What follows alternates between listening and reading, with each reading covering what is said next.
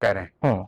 15 साल से कम उम्र का हर वो बच्चा जो बिहार में है, उसको इतनी बेहतर शिक्षा दी जाए कि वो समाज पर कल बोझ न बने, व्यवस्था पर बोझ न बने। उसको अच्छी शिक्षा के लिए सरकारी स्कूल की व्यवस्था सुधारी जाए, और अगर सरकारी स्कूल की व्यवस्था जब तक नहीं सुधरती है तब तक उसको ये अवसर दिया जाए कि उसके माँ बाप उसको प्राइवेट स्कूल में भेजें, उसका खर्चा सरकार भरे। तो पहला जो पहलू है कि 15 साल से कम उम्र के बच्चों को सबसे बेहतर शिक्षा जो उपलब्ध कराई जा सकती है उपलब्ध कराया जाए। क्यों 15 साल कह रहे हैं? अगर 10वीं तक बच्चा बढ़िया पढ़ गया तो वो समाज पर, व्यवस्था पर बोझ नहीं बनेगा। अगर हम लोग यहाँ सरकारी स्कूल में पढ़े, 10वीं तक हमारी पढ़ाई अच्छी हो गई तो मैं अपने जीवन में खड़ा हो जाऊंगा। मुझे इससे मतलब नहीं है कि बिहार सरकार हमको वजीफा देती है कि नहीं, कि हमको अनाज देती है कि नहीं। तो व्यवस्था पर बोझ न बने नए लोग, उसके लिए जन स्वराज की सोच है कि पहले 5 साल से 15 साल की उम्र के बच्चों को सबसे बेहतर शिक्षा उपलब्ध कराई जाए। दूसरा, 15 साल से 45-50 साल की उम्र के जो लोग हैं जिनको पढ़ाया नहीं जा सकता है, आप आकर कितनी अच्छी शिक्षा व्यवस्था बना दें, जो 40 साल का आदमी उसको नहीं पढ़ा सकते हैं, उसको कैसे बेहतर उसकी जिंदगी को बनाया जाए। उसके लिए जन स्वराज का फिलॉसफी है, जो सोच है, परिकल्पना है कि उनके हाथ में पूंजी उपलब्ध कराया जाए। चाहे वो किसान है, छोटा व्यापारी है या मजदूर है, अगर उसके हाथ में पूंजी हो तो वो अपने जीवन में कुछ बड़ा कर सकता है। वो अगर सैलून में आज बाल काट रहा है, उसके पास पूंजी हो तो सैलून लगा सकता है।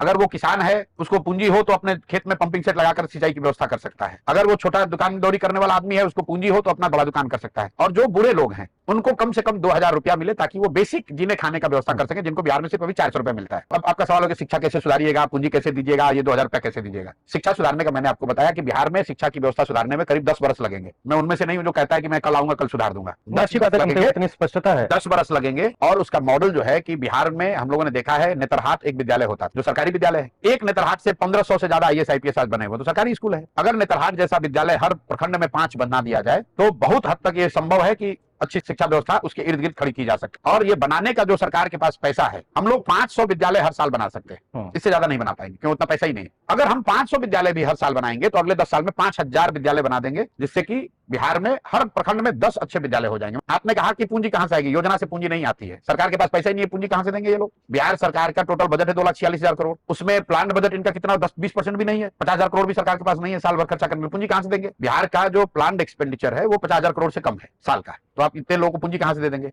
पूंजी आपको बैंकों से दिलाएंगे। बैंक जो है वो बिहार से हर साल करीब करीब 2 से 2.5 लाख करोड़ रुपया ट्रांसफर करते हैं दूसरे राज्यों में। ये पैसा बिहार के लोगों का पैसा है। एक रेशियो होता है RBI का जिसको कहते हैं CD रेशियो, जो ये बताता है कि बिहार के लोग कितना पैसा बैंकों में पैसा जमा कर रहे हैं और उसके एवज में कितना पैसा बैंक यहाँ लोन के तौर पर, पूंजी के तौर पर लोगों को दे रहा है। देश के स्तर पर यह आंकड़ा 70 से 75% होता है। मतलब देश भर में जितने लोग पैसा जमा करते हैं बैंक में, उसका 70 से 75% पैसा बैंक वापस ऋण के तौर पर आपको देता है, घर बनाने के लिए, गाड़ी लेने के लिए, बिजनेस करने के लिए, जो भी आप काम करना चाहते हैं, पढ़ाई करने के लिए। बिहार में यह आंकड़ा है 40%। मतलब बिहार के लोग जो पैसा जमा करते हैं बैंक में, उसके एवज में बिहार के बैंक सिर्फ 40% लोन देते हैं। इसका असर क्या होता है? इसका असर यह है कि 1990 से पिछले वित्तीय वर्ष तक बिहार से बैंकों ने 26 लाख करोड़ रुपया ट्रांसफर किया दूसरे राज्यों में। 26 लाख करोड़ रुपया, ये टाटा बिरला का पैसा नहीं है, किसी उद्योगपति का पैसा नहीं है, आम जनता, ये बिहार की आम जनता का पैसा है। ये पैसा गया कहां? ये पैसा गया गुजरात, ये पैसा गया तमिलनाडु, ये पैसा गया आंध्र प्रदेश, तेलंगाना, केरल, क्योंकि वहां CD रेशियो कितना है? वहां CD रेशियो 80, 85, 90, 95, 100। ये मेरा आंकड़ा नहीं, RBI का आंकड़ा है। तो अगर आंध्र प्रदेश में लोगों ने बैंक में जमा किया 100 रुपया,